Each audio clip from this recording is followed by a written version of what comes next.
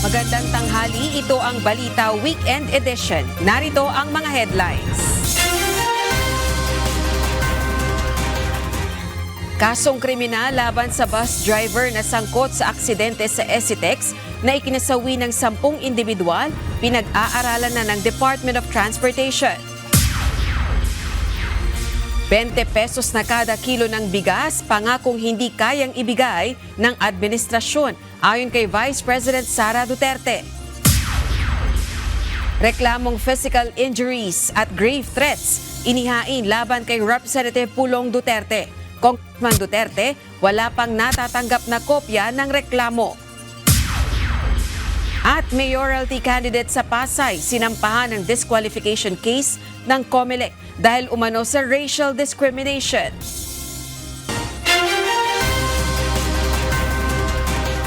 Isang lalaki ang naghain ng reklamong pananakit at pagbabanta laban kay Davao City 1st District Representative Paulo Pulong Duterte. Gate naman ng kongresista, hindi pa siya nakakatanggap ng kopya ng reklamo. Ito ang balita.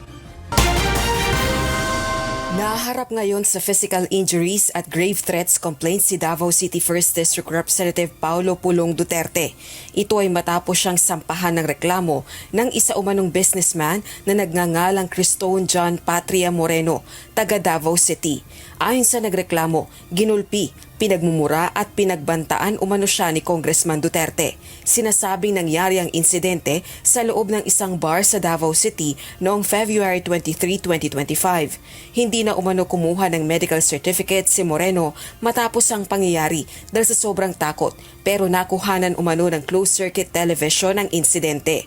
Kasunod nito, kumalat sa social media ang isang CCTV footage na tila may kaugnayan sa insidente. Wala pang pahayag kaugnay ng video ang Philippine National Police. Tila inaasahan naman na ni Congressman Pulong ang reklamo at iginiit na sanay na siya rito. Ayan na, lumabas na, di ba? Oo, lumabas na.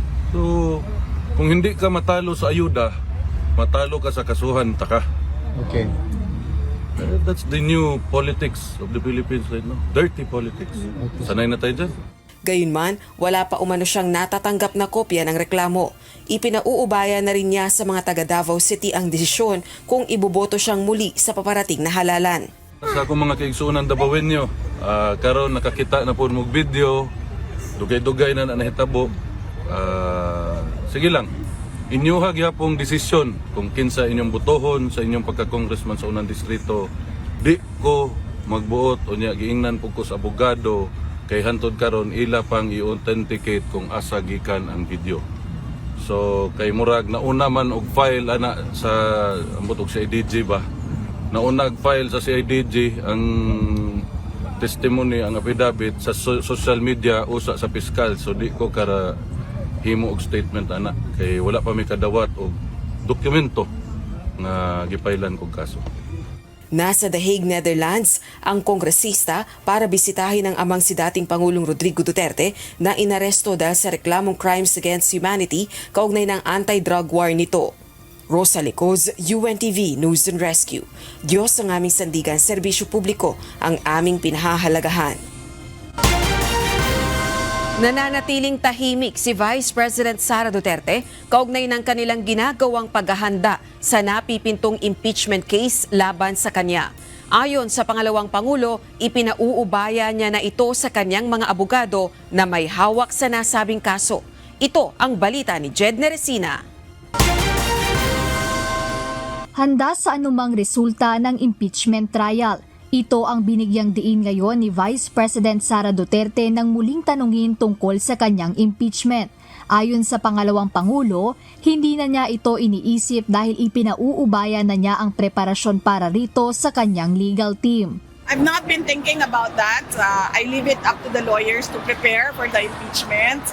They've been preparing for it since the moment one of the members of the House of Representatives announced that there will be an impeachment, and that was October 2023.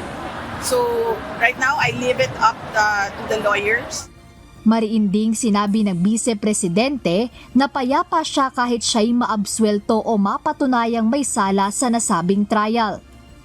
No, as I said in the stage earlier, I will not talk about my impeachment because people might think that this is about my interest. I told them that you just leave the impeachment to me, and I am at peace. I am at peace whatever the outcome of the impeachment trial will be, whether it be acquitted or guilty. I have already accepted the two possibilities. Sa mga naunang pahayag ni VP Duterte, sinabi nito na tiwala siya sa legal team na humahawak ng napipintong impeachment case laban sa kanya. Tiwala rin ang abogado niya na kaya nilang maipanalo ang kinakaharap na impeachment case ng pangalawang Pangulo. Jed Neresina, UNTV News and Rescue.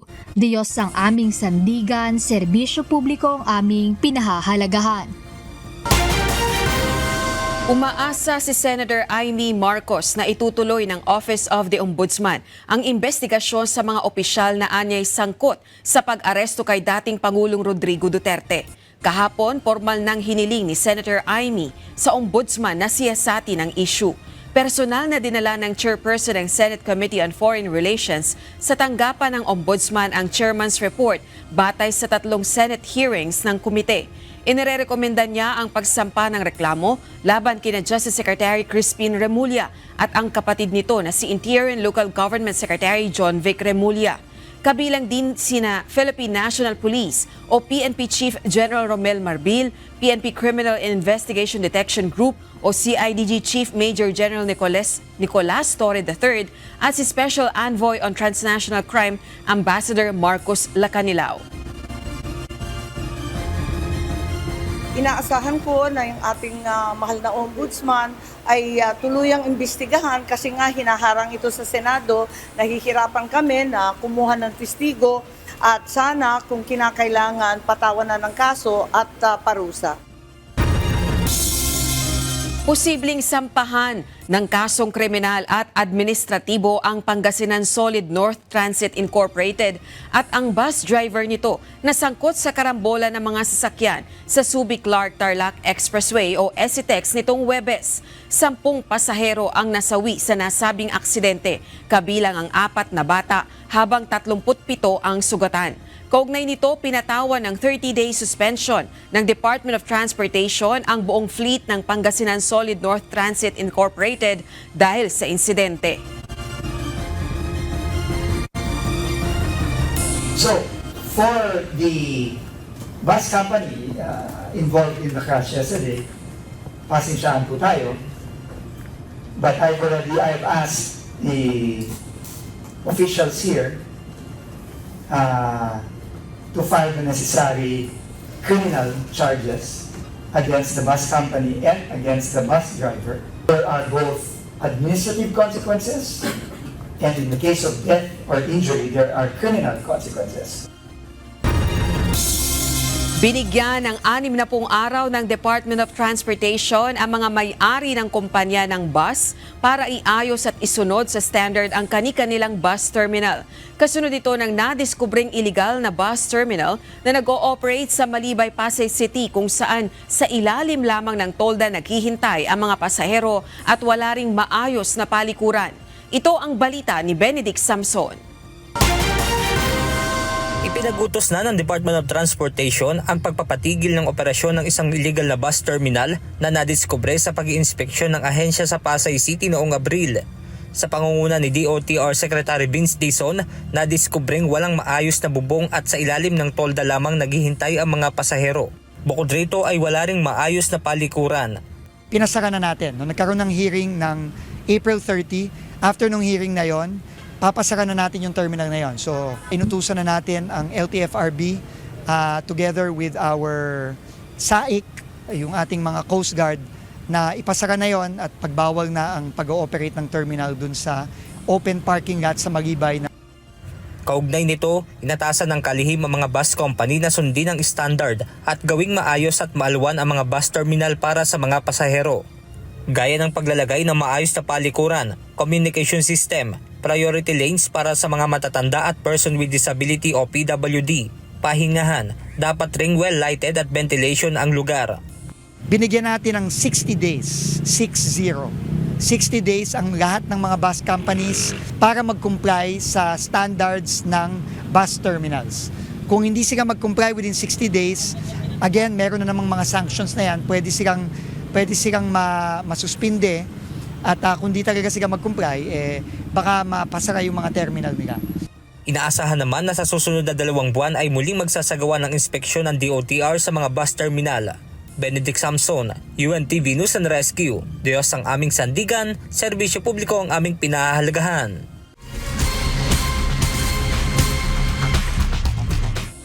Nagkabanggaan ang isang tricycle at minivan sa Butuan City. Nilapatan naman ng First Aid ng UNTV News and Rescue ang mga nasugatan sa aksidente. Ito ang balita ni Lisel Nael. Pasyente? Ha? Driver ani? Pasahero aman. Okay lang amo ang ikuan siya ati manon. Kamo ang pasyente? Nadaanan ng UNTV News and Rescue Team ang isang insidente ng banggaan ng isang tricycle at isang minivan sa Montilla Boulevard, corner Durano Street, Barangay Diego Silang sa Butuan City, pasado alas 7 ng gabi nitong Mayo 1. Pauwi na sana ang 3 estudyante sa kanilang boarding house matapos ihatid ang kanilang mga magulang sa terminal. Habang tumatawid ang sinasakyan nilang tricycle, bigla itong nabangga ng isang minivan. Sa lakas ng pagkakabangga, tumagilid ang tricycle. 4 ang naging biktima sa aksidente, kabilang ang 3 sakay ng tricycle at ang driver nito. Bundak imong ulo? Wala. I-check lang na ako sir ha. Okay ha, tanawon ko lang. I-dressing lang sir ha, basig na apay laing kuan ha. Sige lang. Wa ka maglisod og ginhawa. Walay laing sakit sa imong dughan, okay lang. Nagtamo ng galos, pamamaga at pananakit sa likurang bahagi ng ulo ang isang estudyante na 28 anyos na lalaki. Gasgas naman sa lower back ang natamo ng isa namang 19 anyos na lalaking pasyente. Okay lang ka ma'am? Relax lang. Relax. Ginawa og lalom. Okay. Kanang hinay-hinay laki. Ginawa og lalom. Inhale. Exhale. Hinay-hinay lang ko para dili ka mo. Relax lang. Habang nanginginig pa, ngunit wala namang sugat ang isang 21 anyos sa babaeng pasyente. Kapwa, taga Purok 3, Barangay Mati, Las Nieves, Agusan del Norte ang mga biktima. Samantala, nasugatan naman sa kanang paa ang 48 anyos sa tricycle driver. Ikaw ang driver? So, nasa ka pagkatumba din? Nakayang mo mo? Pero, ikaw, wala ka magutumulo. Matapos ma-check ang vital signs at mabigyan ng paunang lunas ang 3 pasyenteng pasahero ng tricycle, ay inihatid na ang mga ito sa Butuan Medical Center upang masuri naman ng mga doktor. Samantala, tumanggi nang magpadala pa sa ospital ang driver ng tricycle. Wala namang nasugatan sa sakay ng minivan at patuloy ang investigasyon ng mga otoridad sa insidente. Lizel Nael, UNTV News and Rescue. Diyos ang aming sandigan, serbisyo publiko ang aming pinahahalagahan.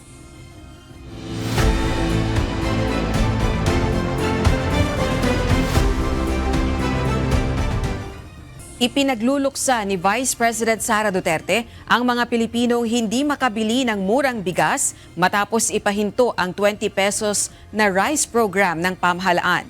Naniniwala pa rin ang pangalawang Pangulo na ang nasabing programa ay ginagamit lamang para sa nalalapit na eleksyon. Ito ang balita ni Jed Neresina. Isang pangakong hindi kayang ibigay. Ganito inilarawan ni Vice President Sara Duterte ang 20 pesos na bigas na proyekto ng kasalukuyang administrasyon. Sa isang kampanya kahapon sa Zamboanga City, makikitang nakaitim na damit si VP Sara. Aniya simbolo ito ng kanyang pakikidalamhati, hindi dahil sa trahedya kundi dahil sa aniyay pag-abuso sa kahirapan ng mga Pilipino. Kaya nga ako nakaitim ngayon, araw na ito sa kampanya namin dahil nalulungkot talaga ako. Nagluluksa ako kasi pinaglalaruan yung mga tao na walang-wala. Pinaglalaruan yung mga mahihirap na hindi lang isang beses, hindi lang dalawa, paulit-ulit na sinasamantala yung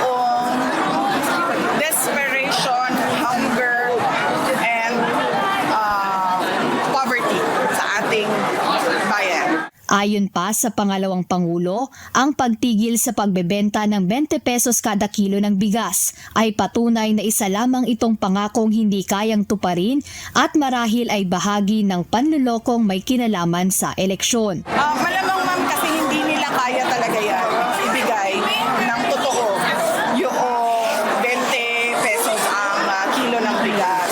Kaya nila napatigil yan, kaya nila tinigil yan kasi alam nila na hindi talaga nila kaya ibenta. Sinubukan nila mag-promise na naman ulit na alam nilang hindi nila kaya ibigay. Ngunit naunang inanunsyo ng Department of Agriculture na pansamantalang itinigil ang pagbebenta ng 20 pesos kada kilo ng bigas bilang pagsunod sa 10 araw na ayuda ban ng Commission on Elections. Paliwanag naman ng COMELEC, ang pagbebenta ng mura o subsidized na bigas ay maikokonsidera ring ayuda. Kaya kasama ito sa ipinatutupad ng komisyon na total ban sa lahat ng ayuda ng pamahalaan hanggang May 12 araw ng eleksyon. Wala pang komentaryo ang Malacanang sa bagong pahayag na ito ni VP Sara. Jed Neresina, UNTV News and Rescue.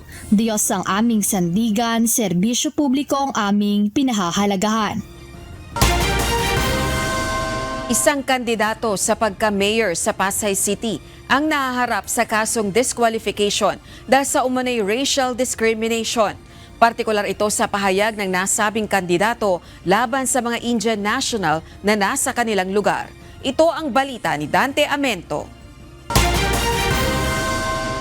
Nanganganib na ma-disqualify ang mayoralty candidate ng Pasay City na si Edita Manguera. Bunsod ito ng isinampang kaso ng Commission on Elections o COMELEC Task Force SAFE dahil sa pahayag nito laban sa mga mag-aaral na Indian nationals na pawang mga intern sa isang ospital sa lungsod sa pangangampanya nito noong April 13. Tanggalin na natin ang Bombay! Para wala nang amoy sibuyas na naiiwan sa Pasay. Naglabas na ng show cause order ang COMELEC laban kay Manguera para magpaliwanag. Ngunit katwiran ni Manguera, hindi diskriminasyon ang kanyang pahayag at ang pagtawag niyang Bombay sa mga mag-aaral ay bahagi lamang ng expression.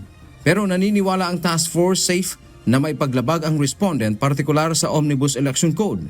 Yan yung kaso dati sa tungkol sa sinasabing papaalisin ang mga Bombay sa Pasay. So ito po'y magiging formal na petisyon na ipapile mismo ng task force. Pagkatapos ng show cause ay formal na petition na. Inaasahang bibigyan ng 5 araw si Manguera para sagutin ang reklamo. Kasunod nito ay maglalabas na ng desisyon ang COMELEC Division na may hawak nito. Dante Amento, UNTV, News and Rescue. Diyos ang aming sandigan, serbisyo publiko, ang aming pinahahalagahan. Nagpaalaala ang Department of Migrant Workers sa mga Pilipinong manggagawa na boboto para sa 2025 midterm elections. Ayon kay Migrant Workers Secretary Hans Leo Kakdak, nakaposisyon ang kanilang mga personnel sa 42 post sa iba't ibang panig ng mundo upang masiguro ang maayos na halalan. So, full support naman tayo sa ating electoral process and of course, the continuing call for our citizens to vote. And they have been law-abiding anyway. Kilala tayo dyan, tanyag tayo abroad. But just a constant reminder to continue to observe host country laws, rules, and regulations. Umabot na sa 2,787 ang mga naarestong gun ban violators mula January 12 hanggang May 1. Batay sa datos ng Commission on Elections, 2,668 dito ay mga sibilyan. 47 ang security guards, 19 ang mga miyembro ng Philippine National Police at 16 ang Armed Forces of the Philippines. Nasa 2,870 naman ang nakumpiskang mga armas sa checkpoints. Pinuntahan ng mga kawani ng National Irrigation Administration o NIA kahapon ang nasirang rubber gate 3 ng Bustos Dam. Ayon sa ahensya, pag-aaralan muna nila ng husto ang nangyari bago maglabas ng kaukulang ulat. Ito ang balita ni Nestor Torres. Kinailangan pang magpakawala ng tubig ng Bustos Dam para lang marating ang nasirang rubber gate nito. Kaugnay ito ng ginawang pag-inspeksyon ng mga kawani ng National Irrigation Administration dahil sa aberya sa dam. Ayon sa inisyal na pagsusuri, umumpis ang rubber gate 3 ng dam kaya lumakas ng higit sa standard ang pag-agos ng tubig sa Angat River. Ayon kay NIA Regional Director Josephine Salazar, hindi muna sila maglalabas ng resulta hanggat hindi nila ito napag-aaralan ng gusto. Wala pa yung technical report, ongoing yung technical inspection. Gagawa sila ng nakaroon ng technical discussion and reporting. So next week, Monday, Tuesday, siguro lalabas. Paliwanag ni Salazar, hindi lang isa kundi dalawa na ang nasirang rubber gate ng Busos Dam. Noong nakaraang taon anya ay ang rubber gate 5 ang kanilang napalitan. May plano sana silang palitan ang lahat o 6 na rubber gate ng dam ngayong taon dahil luma na talaga. Subalit natala dahil may ilang bagay silang dapat na unang harapin sa ahensya. So yun naman yung talagang direction. May pa po kasi legal matter sa technical sa contractor sa supplier. Yun lang ang kinatagal. Dahil sa pagkasira ng rubber gate ng dam, hindi maiwasan ng lokal na pamahalaan at ng mga residente na mag-alala kung magpapatuloy ang malakas na pag-agos ng tubig. Delikado po talaga. Pag di pa po nagawa agad, lalo pag inabot sa tag-ulan, tubig baha sa tubig na po, maghahalo na. Po kawawa yung mga nasa lugar na mabababa. Meron po kami kasing inaasahan na oras ang dating ng tubig. Pero noong time po na yon, medyo nag-taas-taas lang po sila ng konti at ang kaganda naman din po inabot ang mga kabahayan. Sa monitoring na ginawa ng Bulacan PDRRMO at ng Bulacan Provincial Government, wala namang naitala na pagbaha at paglikas sa mga low-lying areas sa bayan ng Kalumpit at Tagunoy. Nestor Torres, UNTV News and Rescue. Diyos ang aming sandigan, serbisyo publiko ang aming pinahahalagahan. Sinunog ng mga otoridad sa Benguet Province ang nasa 1.9 million pesos na halaga ng tanim na marijuana. Ang detalye ihahatid sa atin ni Grace Doctolero live. Grace, kumusta ang marijuana eradication dyan sa Benguet? May nahuli bang marijuana cultivators? Yes, Rose, magandang tanghali. Patuloy nga ang isinasagawang investigasyon ng mga otoridad upang matukoy nga itong marijuana cultivators sa nasabing lugar. Bilang bahagi ng patuloy na kampanyaan ng Police Regional Office Cordillera Administrative Region o PROCAR laban sa illegal na droga ay 1.9 million na halaga ng tanim na marijuana ang nadiskubre at sinunog sa serye ng marijuana eradication operations na isinagawa sa probinsya ng Benguet nito lamang unang araw ng Mayo taong kasalukuyan. Sa Bacon ay 3 marijuana plantation sites na natamnan ng 5,000 fully grown marijuana plants na may standard drug price na 1 million ang nadiskubre sa Sitio Makagag at Sitio Pugungan, Barangay Kayapa.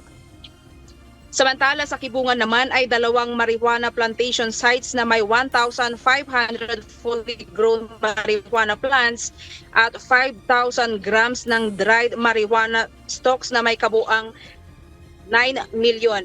Ang operasyong ito ay matagumpay na isinagawa ng mga operatiba ng 1st Benguet Provincial Mobile Force Company, Bacon Municipal Police Station, Kibungan MPS, Provincial Drug Enforcement Unit at Provincial Intelligence Unit ng Benguet Police Provincial Office, Regional Intelligence Division ng PROCAR, Regional Intelligence Unit 14 at Philippine Drug Enforcement Agency o PDEA-CAR. Lahat ng nadiskubring marijuana ay binunot at sinunog ng mga operatiba matapos ang kaukulang dokumentasyon. Yan muna ang balita mula dito sa La Trinidad, Benguet. Balik sa'yo, Rose. O Grace, ilang plantation sites na ba ng marijuana ang natukoy ng mga otoridad sa buong probinsya ng Benguet ngayong taon? Marami na, Rose, yung mga nai-report sa atin ng PROCAR. Hindi lang higit 50 yung mga nai-report na itong taon pa lang na ito dahil tuloy-tuloy ang isinasagawang marijuana eradication dito sa lalawigan ng Benguet. Rose. O Grace, pero meron na bang nahuli o naipakulong ang mga otoridad ng mga may-ari, cultivators o growers dito sa marijuana plantation sites na ito na natukoy ng mga otoridad?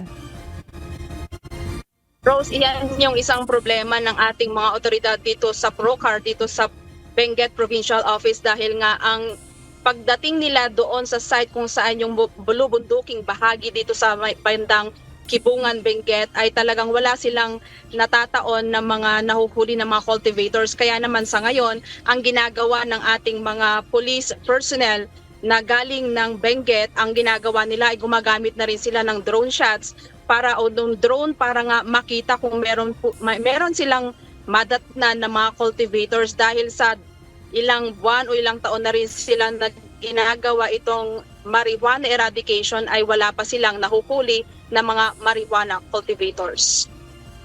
Alright, maraming salamat Grace Doctolero, nag-ulat ng live. Hypertension, diabetes at high cholesterol.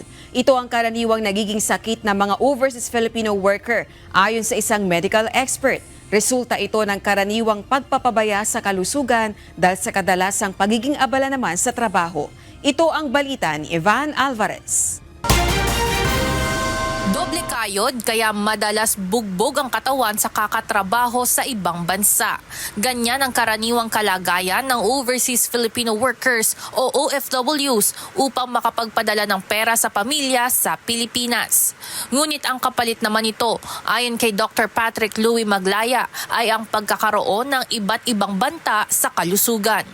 So top 3 would be hypertension, diabetes, and high cholesterol. Ayon kay Dr. Maglaya, ang mga OFW ay kadalasang aalis ng Pilipinas sa kanilang kabataan at uuwi sa bansa kung kailan matanda na sa panahong naglalabasan na ang mga sakit sa katawan. Lahat po ng sakit dahil sa puyat, nutrisyon, kakulangan sa edukasyon. Ako na po'y magbabanggit, energy drinks, mga instant na gamot, instant na pagkain. Lahat po yan ay pagdating dito ay talaga namang nakikita mo. Kung hindi po problema sa baga, problema sa kidney, problema sa puso. Dahil dito, lalong pinagtutuunan ng pansin ngayon ng Department of Migrant Workers ang kalusugan ng mga migranteng manggagawa. Paliwanag ni Migrant Workers Secretary Hans Leo Kakdak, may libreng atensyong medikal para sa mga OFWs sa OFW Hospital na nag-e-extend sa kani-kanilang pamilya o dependents. And in the first quarter alone, speaking of the first quarter again, the value of these free services reached 22.59 million pesos, up from 18.76 million pesos in the same period last year. Tiniyak ng DMW na lagi silang nakikipag-ugnayan sa Department of Budget and Management upang matiyak na may sapat na budget ang OFW Hospital para maipagpatuloy ang pangangalaga sa mga migrant Pinoy workers. Ivan Alvarez, UNTV News and Rescue. Diyos ang aming sandigan, serbisyo publiko ang aming pinahahalagahan. Nagkausap sa telepono sina Pangulong Ferdinand Marcos Jr. at Malaysian Prime Minister Anwar Ibrahim kahapon. Sa Facebook post ni Pangulong Marcos, tinalakay anya nila ng Prime Minister ang tungkol sa hamon sa ekonomiya at seguridad na kinakaharap ng ASEAN bilang isang rehiyon. Ayon kay PBBM, inaasahang maipagpapatuloy ang talakayan na ito kasama ang ibang leader sa magaganap na ASEAN Summit ngayong buwan sa Kuala Lumpur, Malaysia.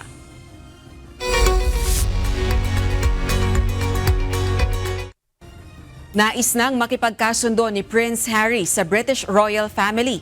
Ayon kay Harry, hindi niya alam kung hanggang kailan magtatagal si King Charles na may cancer. Kaya gusto niyang ayusin ang kanilang relasyon. Gayunman, ipinahayag nito na hindi nakikipag-usap sa kanya ang kanyang ama. Bumaba si Harry mula sa kanyang royal duties noong 2020 at lumipat sa Estados Unidos kasama ang kanyang pamilya. Isang military parade ang inaasahang gaganapin sa June 14 upang ipagdiwang ang 250th anniversary ng US Army. Inaasahang espesyal ang selebrasyon dahil ito rin ang mismong araw ng 79th birthday ni US President Donald Trump. Isang buong araw na festival ang gaganapin sa National Mall, Washington, D.C. kung saan magtitipon ang nasa 6,000 pwersa ng US Army. Parade of 150 military vehicles at 50 aircrafts. Nauna nang ipinanukala ni Trump ang pagkakaroon ng military parade para sa Veterans Day noon pang taong 2018, subalit hindi na isa katuparan dahil sa laki ng halagang gugugulin para dito. Naibalik na umaga ngayong Sabado ang linya ng kuryente sa resort island ng Bali sa Indonesia matapos ang ilang oras na blackout sa buong isla nitong Biyernes. Ayon sa investigasyon, nagkaroon ng problema sa subsea cables ng power agency sa lugar kung kaya't nawala ng kuryente. Ang subsea cables ang nagdurugtong sa linya ng kuryente sa Bali at sa katabing Java Island. Agad namang naibalik sa normal ang operasyon ng mga flight sa isla na siyang main tourist hotspot sa Indonesia. Nagsasagawa ngayong araw ng pagsasanay ang mga sundalong Amerikano at Pilipino sa baybayin ng Apari, Cagayan. Ito'y bahagi ng taunang balikatan exercise sa pagitan ng Pilipinas at Estados Unidos. Target sa pagsasanay na sanayin ng mga sundalo na pigilang makapasok sa baybayin ng bansa ang mga kalaban. Ito ang balita ni Ryan Lacanlale, live. Ryan, ano ang mga military exercise na isinagawa ngayong araw?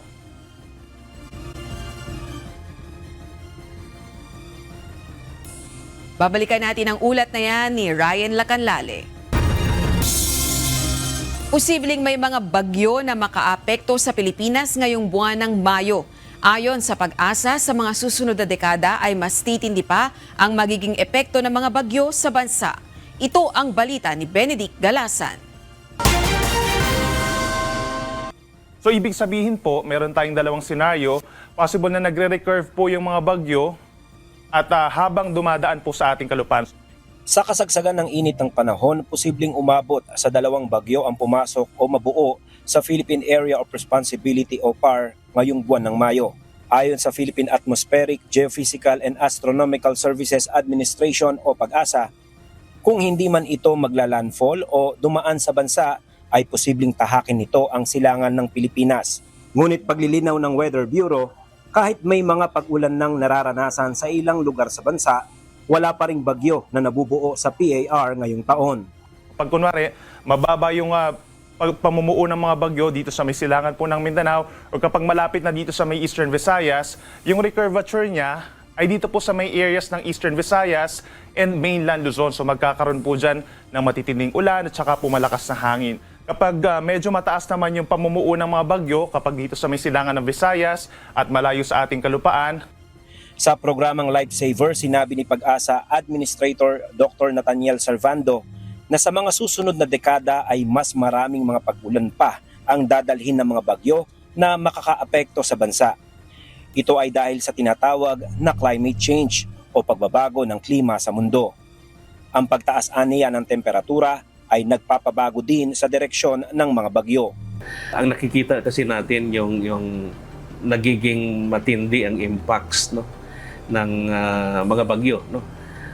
Kahit hindi malakas, kahit ito ay tropical depression lamang or storm, ito ay nagdadala ng matinding epekto dahil nagdadala ng mga malalakas na ulan. Isa sa mga binago ng Pag-asa sa pagbibigay nito ng babala sa publiko ukol sa paparating na bagyo ay ang pagdaragdag ng kategoryang Super Typhoon at umaabot na sa number 5 ang wind signal. In the Philippines, there are areas na in the next decades, 2030, 2050, ay makakaranas ng pag-increase ng precipitation or rainfall. And then may mga areas naman na may slight reduction. Ayon pa kay Dr. Salvando, mas tumutugma na ngayon ang kanilang forecast sa pagbibigay ng magiging direksyon ng bagyo. Pero ayon sa Pag-asa, hindi pa tapos ang mararanasang init ng panahon. Base sa record ng ahensya, sa buwan ng Mayo nakapagtatala ng mas matataas na temperatura. In fact, last year, nakapagtala tayo ng extremely dangerous level na heat index at ito yung na-observe during the last week of April. Lalo na sa mga lugar na along the coastal areas, kagaya ng Dagupan, Pangasinan. Ayon sa Pag-asa, huwag baliwalain ang kanilang inilalabas na heat index forecast. Posibleng magdulot ito ng heat-related na sakit o injury gaya ng pamumulikat, pagkahapo at heat stroke. Para sa iba pang safety tips, manood ng programang Lifesaver tuwing Linggo, alas 10 ng umaga, dito sa UNTV. Benedict Galasan, UNTV News and Rescue, Diyos ang aming sandigan, serbisyo publiko ang aming pinahahalagahan. Ang pagkakaroon ng anak ay isa sa pinakamalalim na yugto sa buhay ng isang ina. Ngunit para sa ilan, ito rin ay maaaring maging sanhi ng matinding trauma tulad ng traumang nararanasan sa panganak na maaaring mauwi sa tinatawag na postpartum post-traumatic stress disorder o postpartum PTSD. Ito ang balita ni Kichi Cipriano. Ang pag-postpartum, pagkapanganak. Pero ang post-traumatic stress disorder in general, pwedeng mangyari kahit na kanino na nakadaan sa traumatic event. Kadalasang naiuugnay ang postpartum sa baby blues na nararanasan pagkatapos manganak. Ngunit may mga ina na hindi lamang nakararanas ng simpleng kalungkutan, kundi mga paulit-ulit na panaginip, matinding takot at trauma na hindi basta-bastang nawawala. Ayon kay Dr. Ana Marie Garcia Lantano, isang psychiatrist mula sa Makati Medical Center, hindi lamang ito usapin ng isip. May kinalaman din dito ang mga pagbabago ng hormones na nangyayari sa katawan pagkatapos ng panganganak. Sa postpartum period, bukod dun sa possible trauma, maraming nangyayari sa katawan ng babae na hormonal na pwedeng makaapekto dun sa isipan niya pagkapanganak. Isang factor yung pagkapanganak, di ba, biglang babagsak yung mga hormones ng babae. Pero ang postpartum PTSD, pwede siyang mangyari kung traumatic yung panganganak or nagkaroon ng komplikasyon yung panganganak dun sa nanay at saka sa bata. Dagdag pa ni Dr. Garcia Lantano, ang mga ina, lalo na ang mga baguhan pa lamang sa pagiging magulang, ay mas lalong nangangailangan ng suporta mula sa kanilang pamilya. So isang factor din yon. Yung hindi nakakatulog tapos kulang yung natatanggap nilang suporta sa pamilya, sa pag-aalaga sa bata, lalo na pag first-time moms. Tapos, ang isa pa ding factor dyan, yung minsan yung medyo hirap tayo sa buhay o kaya yung mga babaeng naninigarilyo, mas prone sila based on studies. Kaya naman mahalaga ang early intervention sa mga sintomas ng postpartum PTSD. Kung kinakailangan, huwag mangamba sa paghingi ng tulong. At para sa iba pang impormasyon ukol sa postpartum post-traumatic stress disorder, tunghayan ang programang Doctors on TV this Sunday, 9 a.m. to 10 a.m. only here at UNTV. Kichi Cipriano, UNTV News and Rescue. Diyos ang aming sandigan, serbisyo publiko ang aming pinahalagahan. Nagsasagawa ngayong araw ng pagsasanay ang mga sundalong Amerikano at Pilipino sa baybayin ng Apari, Cagayan. Ito'y bahagi ng taunang balikatan exercise sa pagitan ng Pilipinas at Estados Unidos. Target na sanayin ng mga sundalo na pigilang makapasok sa baybayin ng bansa ang mga kalaban. Ito ang balita ni Ryan Lacanlale live. Ryan, ano ang mga military exercise na isinasagawa ngayong araw? Rose, isang counter-landing live fire exercise ang isinasagawa dito kung saan yung iba't ibang puwersa gaya sa himpapawid, sa dagat at sa lupa ng Pilipinas at Estados Unidos ay magkatuwang nilang nilalabanan yung mga kunwari ay papasok na mga kalaban dito sa baybayin. Sa layong 15 kilometers mula sa baybayin ng Barangay Dodan, Apari, Cagayan, namataan ang isang malaking amphibious task group na pinaniniwala ang magsasagawa ng amphibious landing sa Hilagang Silangang Luzon. Para pigilan na makalapit ang mga kalaban, magkatuwang ang pwersa na pipigilan ng sandataang lakas ng Pilipinas at Estados Unidos ang mga kalaban. Unang pinalipad ang P-8 Poseidon para sa surveillance. Saka pinalipad ang mga F-16 fighter o Fighting Falcon ng Estados Unidos at ang AH-64 Apache ng US. Sunod na mga umasinta sa mga kalaban ng 105mm howitzer ng Pilipinas at mga 155 Atmos ng Pilipinas at Estados Unidos. Saka muling pinalipad ang mga F-16 ng US para sa close air support. Ang ilan sa mga kalabang nakalapit sa baybayin, pinagtulungan naman ng mga sundalo ng dalawang bansa gamit ang Javelin missile at yung mga tangke ng Pilipinas. Ito ang senaryo sa isinasagawang counter-landing live fire exercise ng mga Pilipinong sundalo at Amerikano ngayong araw dito sa Apari, Cagayan. Bilang bahagi ito ng nagpapatuloy na Balikatan Exercise 40-2025. Bahagi pa rin ito ng pagpapatibay ng defense cooperation, pagpapalakas ng interoperability ng dalawang bansa at paghahanda sa mga aktual na banta. Kabilang sa mga unit na bahagi raw sa pagsasanay ngayong araw ay ang Philippine Marine Corps, Philippine Army, Special Operations Command, Marine Reservists, Philippine Air Force, PNP Special Action Force, Philippine Coast Guard at PNP Maritime. Para naman sa Estados Unidos, kasama ang US Marine Corps, US Army, Artillery Unit at Safety Unit. At yan muna ang latest mula dito sa Apari, Cagayan. Balik sa iyo, Rose. Maraming salamat, Ryan Lacanlale, nag-ulat ng live sa Apari, Cagayan.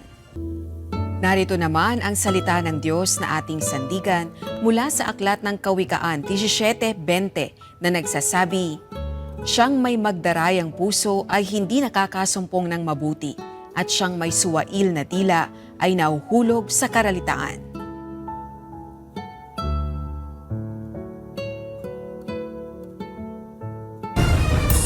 At yan ang naging kabuuan ng ating balitaan ngayong araw ng Sabado. Aming inilahad ng buong katapatan kung paano namin nasaksihan. Sa ngalan ni Kuya Daniel Rason, ako si Rosa Licos at dito sa UNTV, Diyos ang aming sandigan, serbisyo publiko ang aming pinahahalagahan. Magandang hapon.